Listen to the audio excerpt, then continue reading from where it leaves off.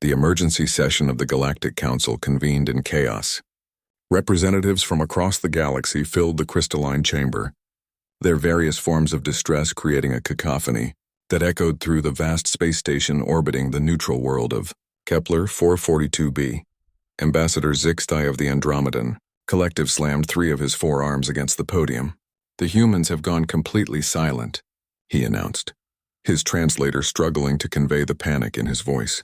"They've withdrawn their diplomatic corps from every system, recalled their trade vessels, and shut down all communication channels." A ripple of fear swept through the assembly.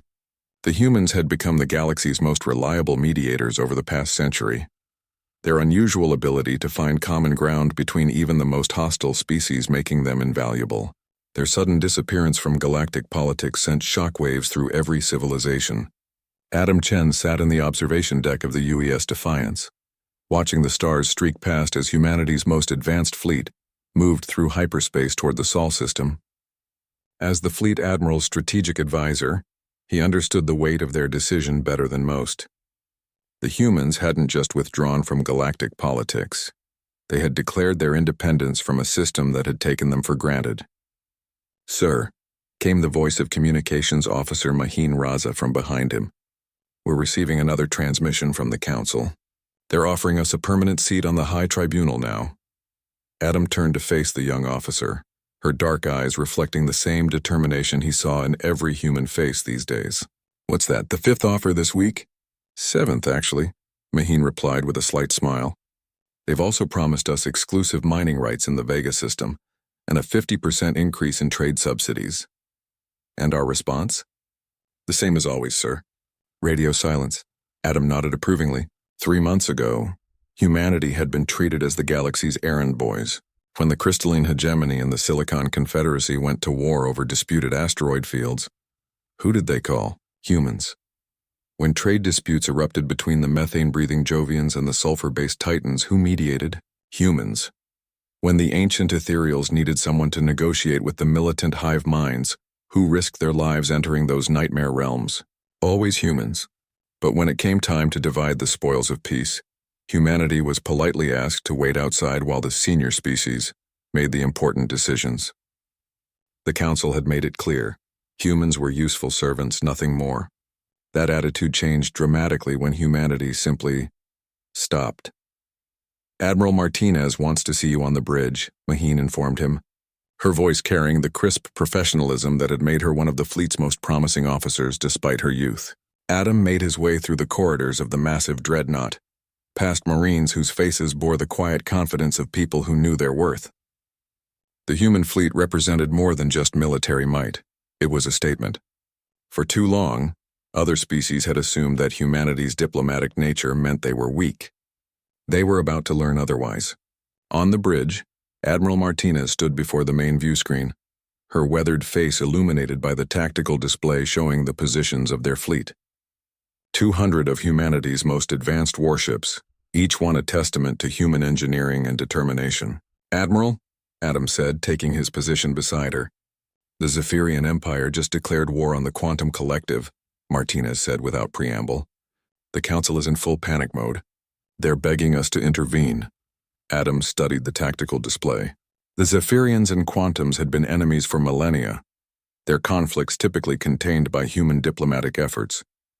Without human mediators, their disputes were escalating rapidly toward full-scale galactic war. "What are they offering this time?" "Everything," Martinez replied grimly. "Full Council membership, veto power over military actions, control over 3 entire sectors. They're even offering to make Earth the new Council headquarters." The bridge fell silent. It was more than humanity had ever dreamed of demanding. It was recognition, respect, power, everything they had been denied. "And our response, Admiral?" Martinez's smile was cold as the void between stars. "We're going home, Adam. Let them figure out their own problems for a while." Maheen approached with another communication tablet. "Ma'am, urgent message from the Council. The Obsidian Dynasty just mobilized their entire fleet.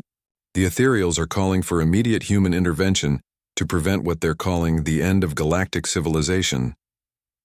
The irony wasn't lost on any of them. The same council that had dismissed humanity as useful but unimportant was now watching their carefully maintained peace crumble without human involvement. "You know what the beautiful thing is?" Admiral Martinez mused, watching the stars.